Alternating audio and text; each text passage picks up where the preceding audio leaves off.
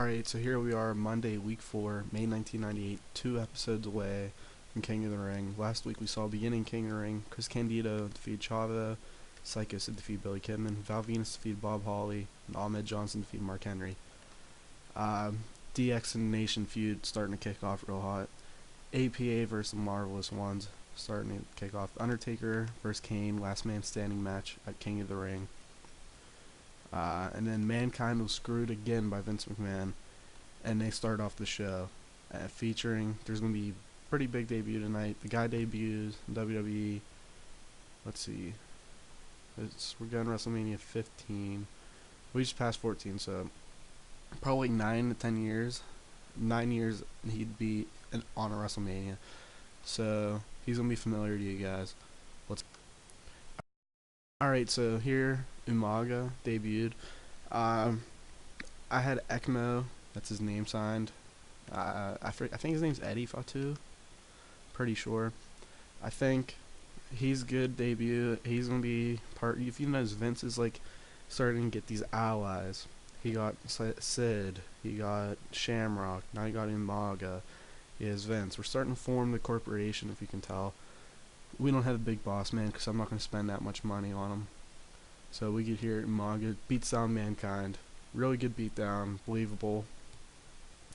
And Umaga's a character that could plug and play at any position or any time. So I thought it would be good to start him off as that and not part of the 3-minute warning or whatever he was.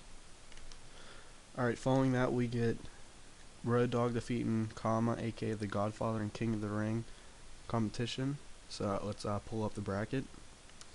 If you see, Road Dogg takes over. He's facing Chris Candido next week. The semifinals are gonna be next week, and then we'll talk about that in the following week.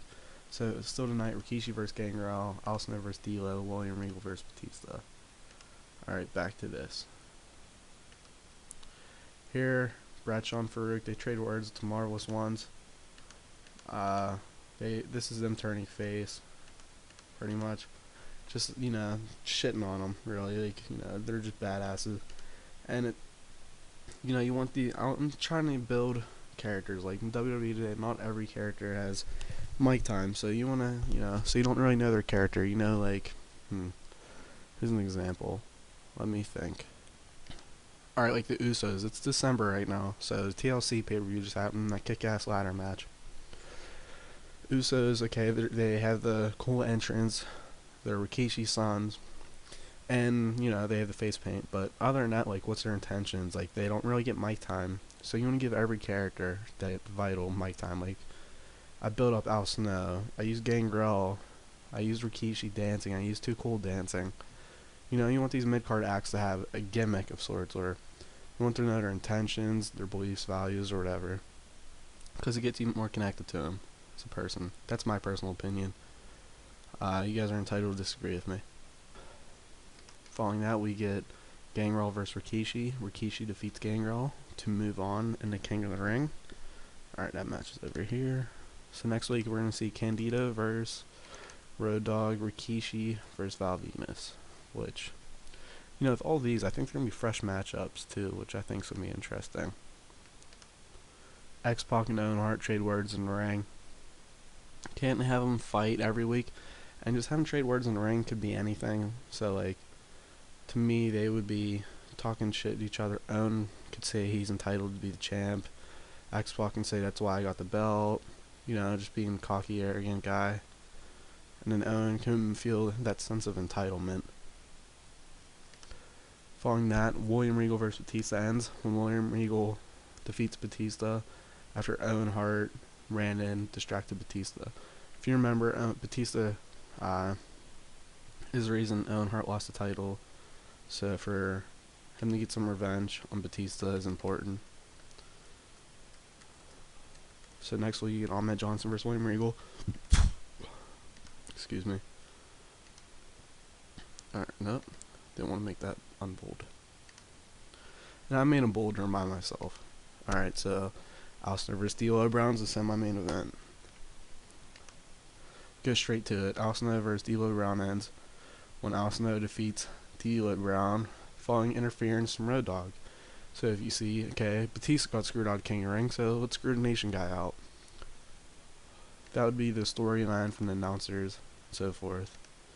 So they'd say, oh my, like, I'm not going to even try to do JR impersonation. But, you know, they could talk up how, okay, Batista got screwed. Batista screwed Owen, so D'Lo gets screwed because he's allies with Owen. From there, we get a video package showing Undertaker and Kane, the events of last week. I want to make their appearances special, so, like, well, not special, but them being on every week takes away from them, gets overexposed. So, definitely these characters, they're very outlandish. Definitely these two. So to have them come, you know, week in, week out, it could hurt them in the long run, their longevity. Brian Pillman, you know, is talking to Marlena. It's like, you know, just flirting with her, doing something just weird. Like, you know, something that no guy would like.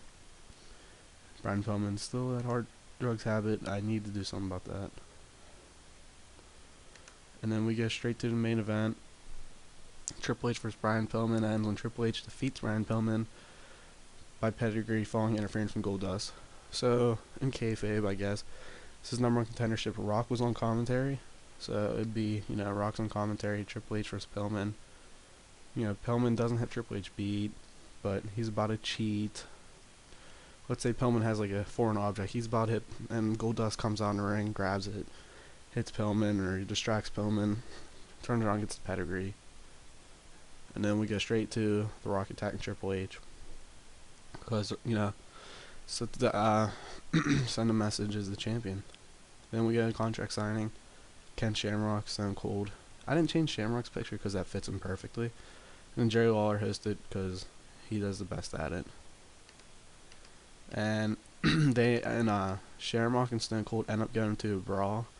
Pretty much meaning, you know, it's back and forth. No one gets the upper hand. You know, since it's a short build, you know, one guy doesn't need to look particularly strong over the other. Solid show. 84. You know, normally 80-84 range, but I'll take an 84 over an 80.